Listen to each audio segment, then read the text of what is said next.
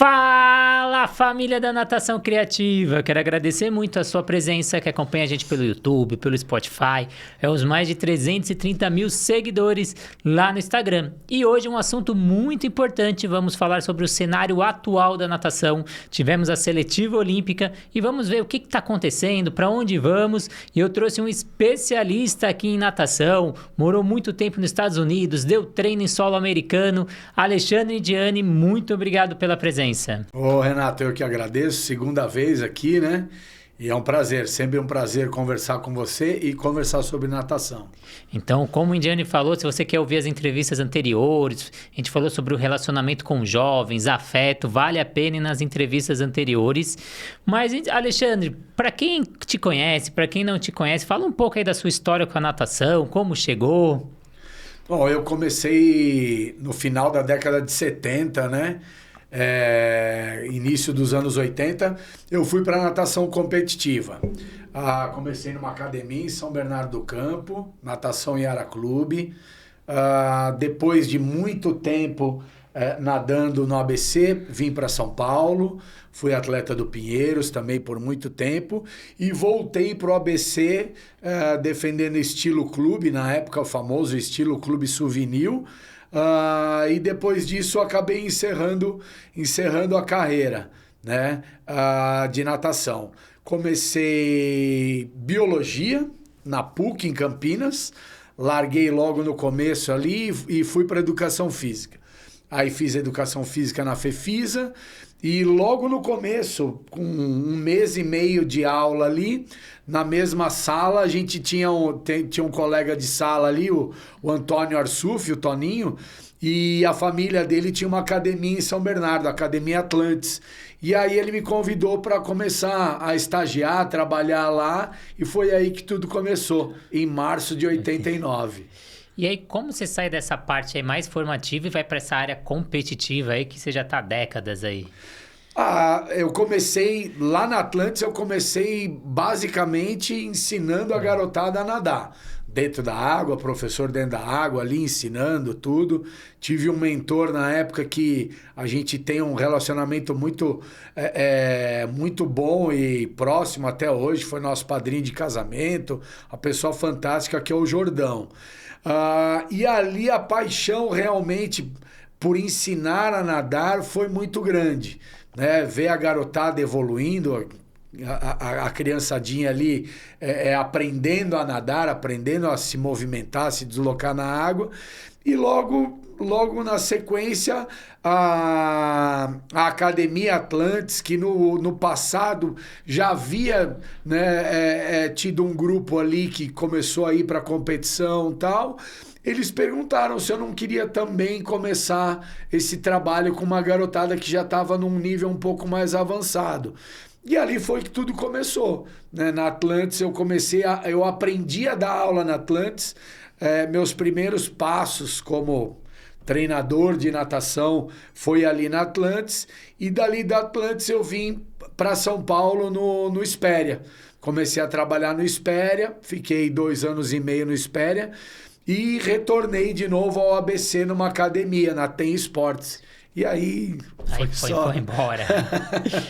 Foi só sequência. Você esteve presente lá na seletiva olímpica, lá no Rio de Janeiro. Sim. Quais são as perspectivas aí para a seleção brasileira lá em Paris, por esses números, esses resultados que a gente viu no Rio? Existe algumas expectativas de finais, né? Isso, quem está falando sou eu, não é a mídia, não é ninguém. Eu acho que a gente tem algumas expectativas de finais e semifinais aí, tanto no feminino quanto no masculino. O lado apaixonado sempre acredita que pode haver uma condição de medalha, mas o lado racional diz que vai ser praticamente impossível se ganhar alguma medalha. Eu acho que a gente vai realmente voltar alguns bons passos para trás e a gente volta dessa Olimpíada sem medalha. Não tem como. E aí, como você enxerga esse ciclo, né? Então, o que foi positivo, o que foi negativo, esses 4 anos aí? Eu vejo como positivo a natação feminina, um crescimento muito, muito bom da natação feminina. A natação masculina eu acho que retrocedeu bastante, apesar de um ou outro resultado isolado. E quando eu falo, eu não estou falando de um atleta. Eu acho que a gente não pode tomar como base um atleta ou dois atletas. Eu acho que a gente tem que tomar como base um todo, né? Então eu vejo assim, a natação feminina deu uma crescida boa, a natação masculina retrocedeu bastante, se a gente olhar para a ponta do iceberg. E quando a gente vai ali para o miolo, do miolo para baixo, eu acho que as duas, tanto a feminina quanto a masculina, elas estão num nível de equilíbrio muito bom, mas como a gente vem discutindo e conversando já há um bom tempo, falta muita coisa. Falta realmente muita coisa por parte de muita gente. Não é só dizer, é o clube, é a confederação, é a federação. Eu acho que é muito além disso. Eu acho que a gente tem que puxar um pouco mais a responsabilidade para nós profissionais e a gente assumir algumas coisas aí para realmente começar uma mudança, né? Então a gente vê que é um problema multifatorial, não adianta colocar o dedo, o problema tá aqui, tá ali, então isso é mais agravante, né? Que são vários fatores. E o que você acha que são esses fatores que interferiram para esses resultados? Eu acho que a nossa sistemática, ela está um pouco equivocada em alguns momentos, né? Algumas ideias foram dadas, eu acho que é difícil essa conversa, essas ideias, essas possibilidades, eu acho que elas andariam melhor ou poderiam ser desenvolvidas de forma melhor com algumas cabeças aí ajudando. Eu vejo o seguinte, hoje a gente tem uma natação onde tem a participação fundamental lá embaixo, né? Lá embaixo que eu digo, é na base das famílias. As famílias são o carro-chefe aí. São elas que promovem, né, a entrada dessas crianças na natação, principalmente na natação competitiva. Mas eu vejo que está havendo uma interferência um pouco exagerada, né, dos pais na questão do que é melhor para os filhos. Do mesmo modo que nós, profissionais, estamos tendo muita dificuldade de trabalhar com essa garotada e mostrar para eles a essência do esporte competitivo. Hoje, basicamente, um equívoco, né? Eu acho que a palavra erro, eu acho que é um equívoco de todos nós, famílias, profissionais, enfim, todo mundo que está inserido no contexto, a gente não consegue olhar para outra coisa que não seja a medalha, a vitória, o pódio, né? Isso é o principal, isso é o foco principal. E nós, aí eu puxo para o nosso lado, a gente está esquecendo de educar, de ensinar, de mostrar que existe muitas outras coisas interessantes, positivas e construtivas antes de se chegar nisso, que também faz parte do momento, faz parte de um processo. E como eu falei na outra, né, no nosso outro encontro, o processo não é uma coisa que acontece de uma hora para outra, da noite para o dia. Processo é longo, processo é demorado. E a ansiedade, a expectativa de todo mundo tá tão no dia seguinte, ou no minuto seguinte, ou na hora seguinte, que a gente não quer passar por isso. A gente quer pular etapas. A gente quer acelerar tudo isso. E aí a gente acaba pulando alguns degraus que são extremamente importantes na formação, no entendimento, e que acabam faltando nesse processo todo, quando a gente está praticamente chegando lá nos finalmentes, né? Então a gente vê hoje uma evasão muito grande do esporte competitivo, aí eu falo não só da natação, mas da maioria dos esportes competitivos, a gente tem uma evasão muito grande da garotada. Por quê? Porque tanto esses jovens, essas crianças, como seus pais e como muitos treinadores, educadores, professores, ninguém tem paciência para educar, para ter calma, para esperar, para aguardar o momento, porque tem tanta coisa envolvida, aí a gente vai para as questões fisiológicas, as questões de crescimento, que cada um atinge a sua puberdade, o seu momento de puberdade de forma diferente, momento diferente. Isso é uma questão muito delicada e que a gente não ensina, a gente não educa, a gente não mostra que isso é um fator importante, que de repente a sua amiguinha, o seu amiguinho que está ali nadando na raia do lado, ele tá bem lá na frente porque isso aconteceu antes para ele, para você vai acontecer, mas talvez demore um pouco mais, e tudo isso é importante, mas a gente não consegue, porque isso dá trabalho. Isso dá trabalho, mas é isso que, na minha humilde opinião, vai sustentar lá na frente, né? As meninas, elas vão entrar num período igualitário de competitividade ali nos seus 14, 15, 16 anos. Os meninos, isso vai acontecer 16, 17, 18 anos, onde eles vão estar mais nivelados. E quando a gente pega a garotada de 8, 9, 10 anos e a gente projeta na menina ali, vamos colocar 15 anos, e nos meninos 17 anos, poxa, de 8 para 14 anos são 6 anos. De 8 para 17 anos, pô, são 9 anos. É um período grande, é uma trajetória grande. E tem tanta coisa legal para ser trabalhado nesse período, e a gente está pulando tudo isso. Então a gente tem cada vez mais crianças despreparadas se tornando adolescentes despreparados, se tornando adultos despreparados, e a frustração acaba acontecendo cada vez mais cedo por parte tanto deles, quanto das famílias, e quanto nós, treinadores, que também depositamos uma carga de expectativa muito grande. Não são só os pais, não. Eu vejo muita expectativa criada por nós, treinadores, que acaba vindo a atrapalhar e dar um nó na cabeça de todo mundo, né? Da garotada, das famílias. Então, acho que o equívoco tá no processo. Está na maneira com que está sendo abordado o esporte competitivo, que tem muito mais do que, né, simplesmente o resultado final, a medalha, a classificação, e isso acaba interferindo de uma maneira negativa nesse momento que a gente acabou de ter agora, que foi a seletiva olímpica para Paris, né?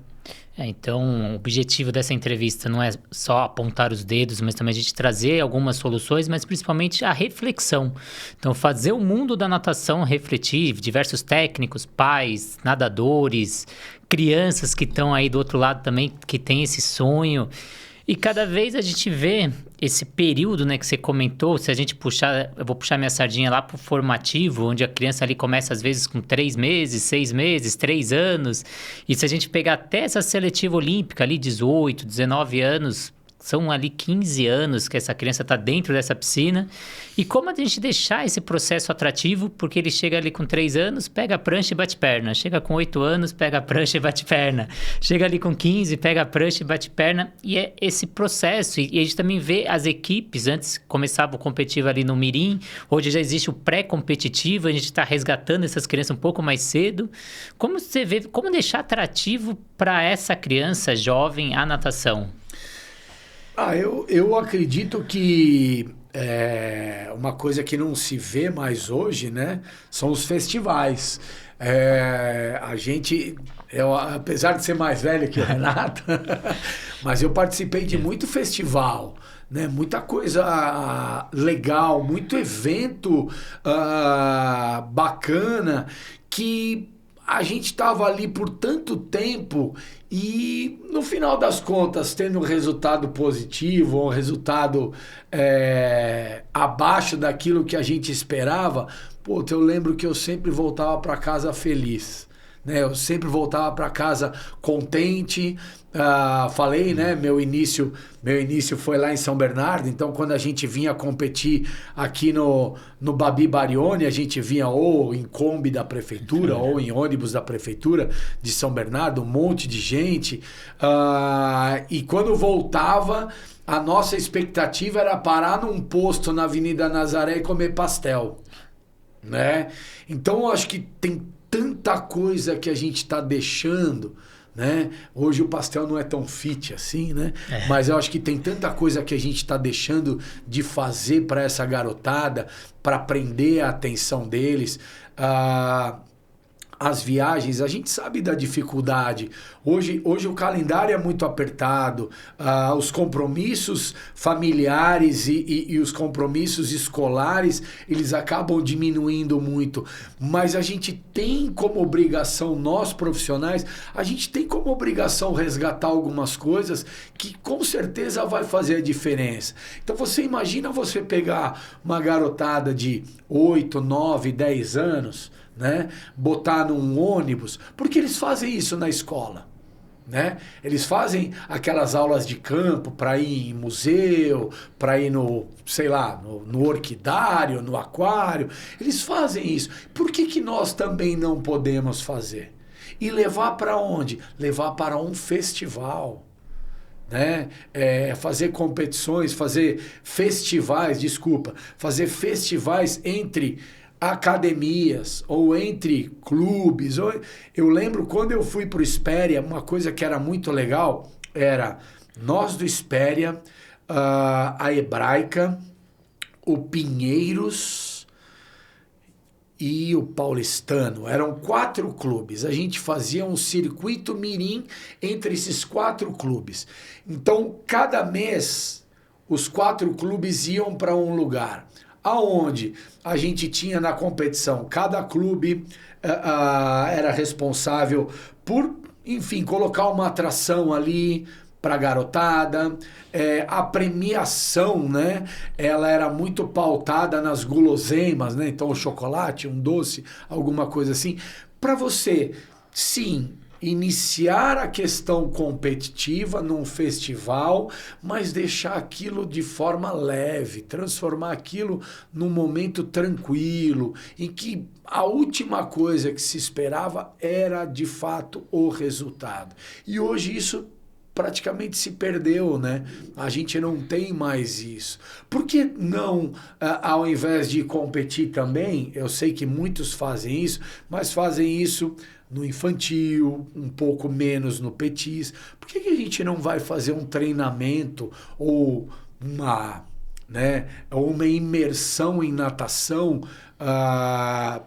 entre clubes? Olha, esse sábado, o Mirim da Natação Criativa vai lá em São Caetano para a gente fazer uma manhã, um encontro com o Mirim lá de São Caetano. A gente vai ter um atleta lá de São Caetano falando para eles, batendo papo com eles. A gente vai fazer atividades na água, a gente vai nadar um pouquinho, a gente vai fazer algumas brincadeiras. Na hora do almoço, enfim, almoça-se junto ou cada um volta para sua casa. Então, sabe, eu estou jogando ideias aqui que eu acredito serem simples, tranquilas e não são muito difíceis de serem executadas. E aí eu acredito que a gente começa, né, a estimular de uma forma um pouquinho diferente. Só para também não me alongar muito, mas eu lembro que quando eu comecei a dar treino 2 períodos, né, de manhã antes de ir para a escola ali, a boa madrugada, né, 5 horas da manhã, eu sempre tinha na piscina 2 ou 3 raias reservadas para os pais que iam levar os filhos para o treino, eles poderiam cair na água ali e treinar também. Então eles tinham o horário deles. 2 vezes por semana, 3 vezes por semana. Então isso também é uma coisa de você também trazer os pais para participar do momento e entender o esforço, o sacrifício que os seus filhos estão fazendo, vocês também estão fazendo parte disso. Né? É o pertencimento que hoje eu vejo. Hoje, muita das garotada que acaba saindo, grande parte disso, eles não se sentem pertencendo àquilo. Né? É a falta de pertencimento, é a falta de acolhimento no local, no clube, na agremiação, enfim. Eles não se sentem parte daquilo. E aí, poxa, se eu não sou parte disso, o que eu estou fazendo aqui? Melhor eu cair fora. Não, sim.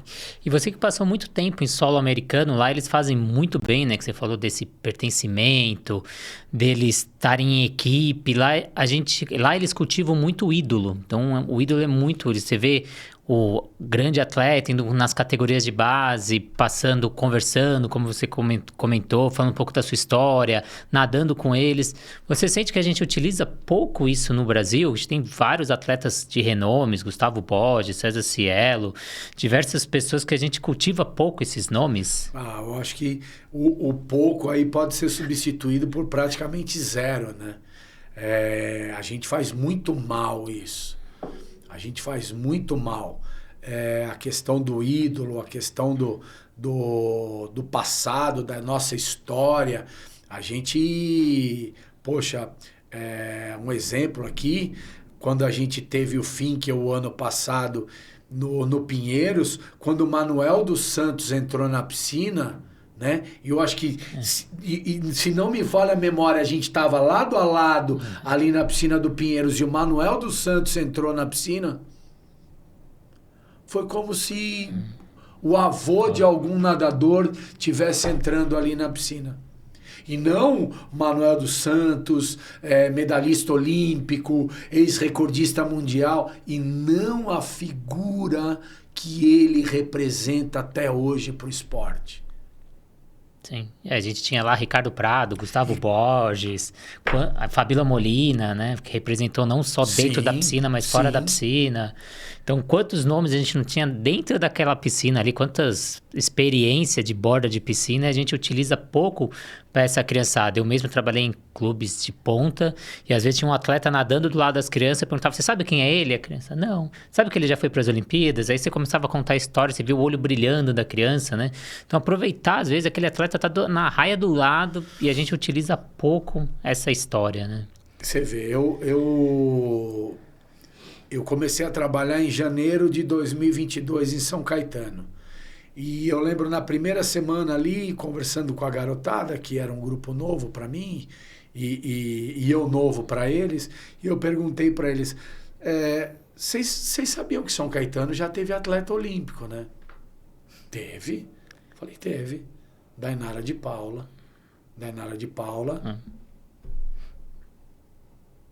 E quantos utilizam, né?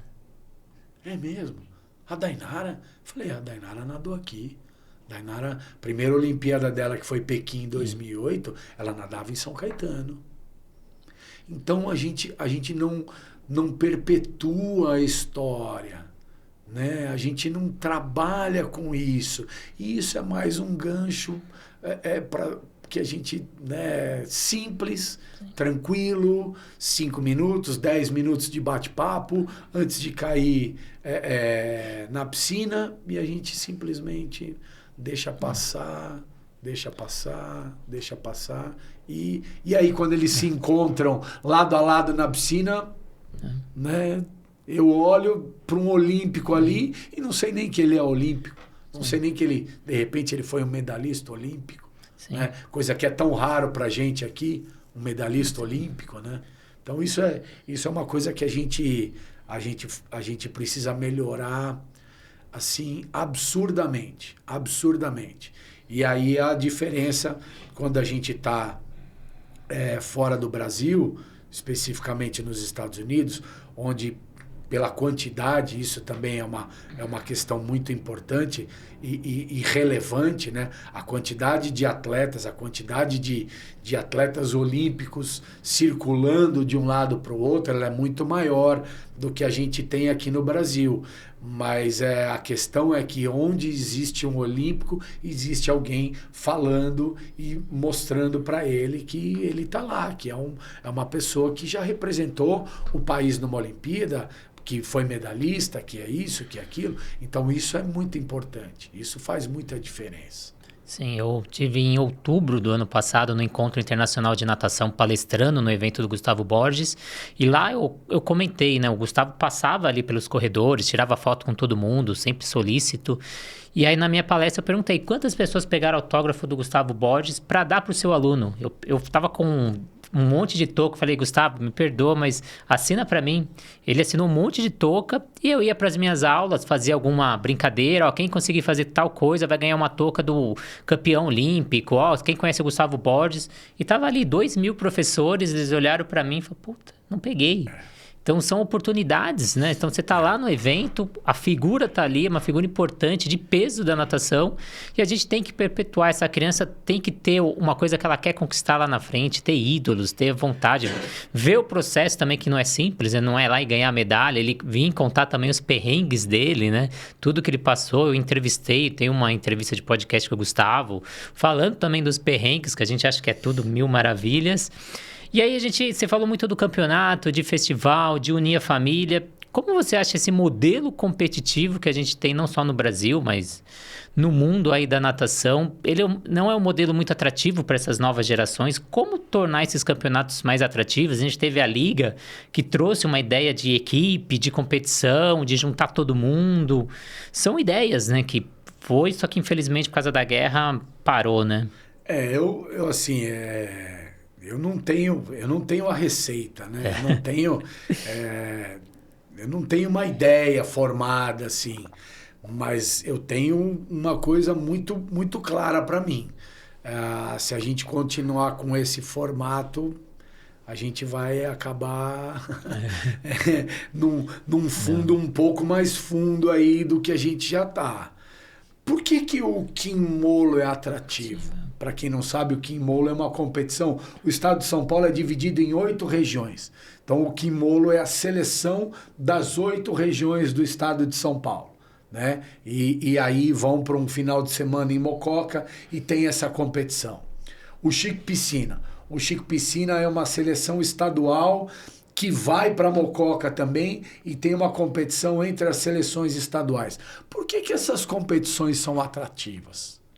Né? Por que essas competições elas geram tanta expectativa positiva, tanta vontade de querer pertencer à seleção da sua região, à seleção do seu estado? Por que a gente não consegue trazer isso para dentro do nosso clube?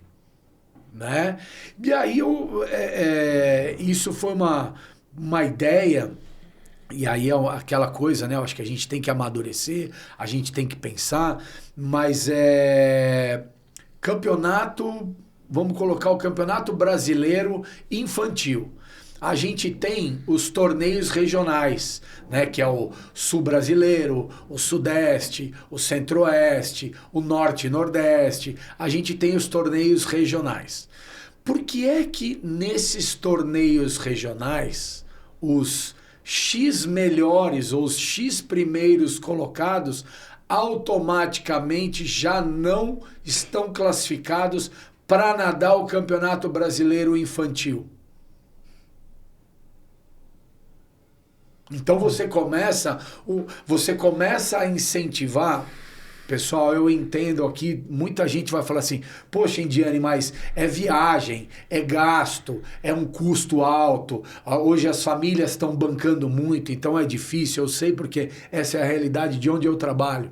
Tá? Eu tenho atletas que fazem rifa para ir para a competição e a gente incentiva, a gente trabalha junto, a gente colabora. Eu entendo isso, por isso que eu estou falando, eu não tenho a fórmula, eu não tenho a receita, mas é uma ideia, É uma ideia. Por quê? Porque você acaba fortalecendo, você acaba despertando, você acaba revivendo e fortalecendo uma coisa que está se perdendo, que são as competições regionais. Né? Então, assim, São Paulo, o torneio Sudeste, Mirim e Petis. Geralmente, o estado só participa porque um ano o inverno é em São Paulo e o verão é Belo Horizonte, no outro ano é Vitória e Rio de Janeiro e vai se alternando. Então, assim, os anos que são lá, aqui não vai. Os anos que são aqui, lá não vem. Então, a gente tem que encontrar alguma fórmula, a gente tem que encontrar alguma situação que possa ser atrativa, que possa transformar isso em algo positivo, porque todo mundo tem condição de fazer algo atrativo. E eu falo porque eu participei Copa Minas. Copa Minas é uma competição que o Minas Tênis Clube organiza no mês de agosto. O ano passado eles trouxeram atrações circenses. Quando eu estava lá, show de luz, muita coisa. E é um evento que, assim, existe resultado? Existe. Tem o primeiro, segundo, terceiro e tal, mas o pessoal de Minas hospeda muitos atletas de outras equipes, de outros estados que vão participar. Então, tudo isso começa a criar um envolvimento. Né? Poxa, eu conheço gente de outro estado, eu já fiquei na casa do fulano de tal. Né? Esse fulano de tal, quando veio para minha casa, ficou na minha casa. Eu lembro uma vez, quando o Limeira veio competir em São Paulo, que eu hospedei, minha família hospedou o Glauco Casimiro. Pô, eu era aí, o Glauco é um ano mais novo que eu, mas, poxa, ele para mim era um ídolo. Né? Um cara que, como infantil, nadou para 1 minuto de 100 costas na década de 80. Eu tinha ele como um ídolo. E quando ele ficou hospedado na minha casa, eu falei assim, caramba, Glauco de Azevedo Casimiro, hospedado na minha casa. Então, eu acho que é isso. Né? São situações simples. Sim. Que a gente tem condição de construir. Que você falou, deixar atrativo, né? Antes a gente tinha diversas empresas que incentivavam, tinha Kibon, Correios, grandes empresas que investiam na natação, que a gente fazia grandes eventos. Então, como atrair essas empresas novamente com eventos que atraiam a família, atraiam tanto a parte da mídia também. A Natação Criativa já tentamos 2 vezes fazer um evento também de festivais entre academias. A gente não conseguiu patrocínio, apoio para conseguir fazer isso, porque está faltando, precisa ser mais atrativo. A gente tem no Brasil aí aproximadamente 65 mil atletas federados, então um número elevado de competidores, e a gente precisa trazer isso para a mídia e a mídia comprar essa ideia. E aí eu converso com você, a gente falou de muitos atletas aí que vieram do interior, Gustavo, a gente teve o César Cielo. E antigamente tinha um número maior de militantes nos clubes associativos de ponta no Brasil, e isso cada vez está diminuindo, cada vez o número de militantes é menor. Então, essas figuras que se destacavam no interior vinham para as grandes capitais através dos clubes associativos, hoje são pequenos locais. A gente tem o SESI, a gente tem o Unisanta, né? Falando do Unisanta, a gente tem o trabalho do Cláudio ali no Mirim, que você falou desse pertencimento. Eu vi uma postagem dele de 1 dia, 2 dias atrás, ele levando a garotada para ir no cinema. Então, você criando esse pertencimento de grupo, não só dentro da piscina, não só nos festivais, mas também no dia a dia, comendo uma pizza, indo num cinema. Então, como deixar isso mais atrativo, mas principalmente essa falta agora, da onde esse pessoal ir? Então, para eu ir para um clube associativo de grande nome, como você citou, Minas, Pinheiros, entre outros, eu preciso ter resultado. Só que como eu vou ter resultado se eu não tenho a base? Eu vejo hoje, Renato, eu acho que assim, os clubes, quando você diz a militância, o número de militantes, ele está diminuindo. O associado, e pessoal, não é julgar Nada. se está certo ou se está errado, mas o associado também não quer mais. Né? O associado também não quer um número elevado. Por quê? Eu falo, quando eu treinei no Pinheiros, a gente tinha um horário ali das 5 que a gente caía na água às 5 da tarde e treinava até às 7h30 e depois caía o polo aquático. Pô, vai, 5 às 6, 6 às 7, 7 às 8, 8 às 9. São 4 horas da piscina que o associado não usa. Né? Então, eu acho que assim, também existe isso. A questão da militância. Está diminuindo é por uma questão de também você tirar os horários de participação, de utilização do sócio no estabelecimento que ele, venhamos e convenhamos, ele paga mensalmente por aquilo. Mas esse não é uma questão impossível de ser resolvida. O que eu vejo é assim, os clubes, o desenvolvimento do esporte competitivo nos clubes, hoje ele está sendo mais atrativo para o militante do que para o associado. Aí a gente começa a entrar numa questão. Porque se fosse interessante para o associado, ele não faria vista grossa, ele não teria problema em ter um número de militantes participando ali. Então, eu volto a dizer, estamos vendendo mal o nosso produto, estamos utilizando mal as ferramentas que a gente tem e o resultado é esse. Um encolhimento no número de militantes nos clubes, um encolhimento no número de associados participando ou indo até uma determinada categoria, uma determinada idade. Por quê? Porque tantas outras coisas têm sido mais interessantes, mais legais, do que estar lá na piscina, do que estar lá na quadra, do que estar lá no tatame, né? Tem tantas outras coisas mais interessantes. Então, eu volto a dizer, eu volto a puxar a responsabilidade para o nosso lado. A gente não está sabendo fazer. E esse não sabendo fazer, uma vez eu conversei com o Henry Assef, não sei se você conhece, ele é o pai do Davi Assef. Ele trabalhou muito tempo na Sport TV como câmera, editor, e ele começou a filmar o filho nadando. E o filho, no começo, ele tinha medo de água, ele nadava lá em Ribeirão com o tio Arthur. E ele começou a mostrar todas as imagens, como foi essa superação. E ele começou a aparecer na internet. A gente fez até parceria com a Natação Criativa lá no começo. Hoje ele tem vida própria. E uma vez conversando, a gente foi dar um curso na hora do almoço. Aí eu falei, Henry, como você veio pro mundo da natação? Você não foi nadador, seu filho também tinha muito receio. Por que você entrou no mundo da natação, largou a Sport TV, largou tudo, ele vive disso hoje? Ele falou, porque a natação não é nem 10% explorada do que pode ser explorado.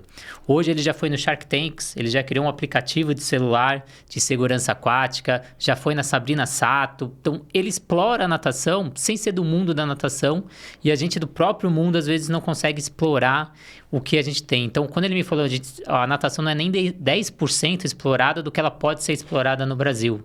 Então, aí vem falando um pouquinho aí do que você falou, né? Então, a gente tem muito ainda para utilizar. Você falou que um dos motivos que leva aí o adolescente ou o jovem a essa evasão é o não pertencimento. E eu queria que você falasse outros motivos. Por que esse jovem está deixando a natação, já que a gente tem 65 mil atletas federados aí, segundo os dados de 2019, o que fazer essa natação ser atrativa para esse novo público que vem, para essa família também? Porque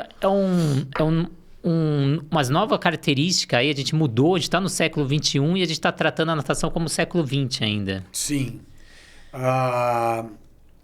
Primeiro, eu acho que o modelo de evento ele é muito ruim, né? Ele é muito... ele nos desfavorece demais, né? E aí, são tantas questões, Renato, porque eu penso o seguinte, Por que não criar modelos competitivos mais enxutos? Mais enxutos que eu digo não é com menos gente participando, mas com uma quantidade menor de provas, um sistema de circuito, onde você de repente possa atender aqueles que estão iniciando, porque antes até da gente começar o programa foi uma questão que eu levantei. Falei, poxa, você hoje pega uma criança ali, que ele está no Petis 1, Petis 2, né? 11, 12 anos de idade. Aí você leva essa criança para uma competição, os pais vão estar ali assistindo, tal, onde ele vai nadar uma ou duas provas de manhã, uma ou duas provas à tarde. Essa família vai chegar por volta de 7 horas da manhã e vai sair por volta das 18, 18h30. Então a gente está falando de 11 horas e meia num local. Aí essa criança cai numa prova lá e ela chega a 50 metros atrás do penúltimo colocado na série que ele nadou. Aí eu falo assim, poxa, eu como pai, né? Ou eu ali como atleta mesmo, como a criança participando, eu falo assim, caramba, eu nadei e cheguei 50 metros atrás. O que eu estou fazendo aqui? Isso aqui não é para mim. E a culpa é minha? A culpa é minha? Não, a culpa é da pessoa que me colocou, que me expôs àquela situação, sem ter um mínimo de critério do dia a dia para avaliar. O Indiane não dá para nadar essa prova, ou o Indiane não dá nem para ir para essa competição. Ele vai para aquele festival. Então eu volto nesse ponto.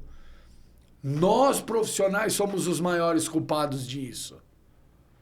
A gente vende tudo errado, a gente apresenta a natação de forma errada, a gente vem fazendo isso há muito tempo e a gente quer que resultado que a gente quer? Que resultado que a gente quer? A gente tem que ser verdadeiro. A gente tem que explicar. A gente tem essa condição de explicar. Pô, a gente estudou para isso, a gente trabalha para isso.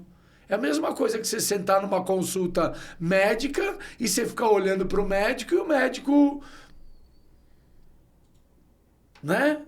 Ficar com uma cara de paisagem e botar uma reticências ali. Não, pô, você estudou, você tem propriedade. É você que tem que analisar. E aí começa a ter... aí a gente começa a ver, os pais interferem demais. É lógico que os pais interferem demais. Os pais interferem porque eles sabem que a gente não está preparado para aquilo. Sim. Indiane, queria agradecer muito a sua presença. Então, a gente falou um pouquinho do cenário da natação nos últimos anos, esse ciclo olímpico.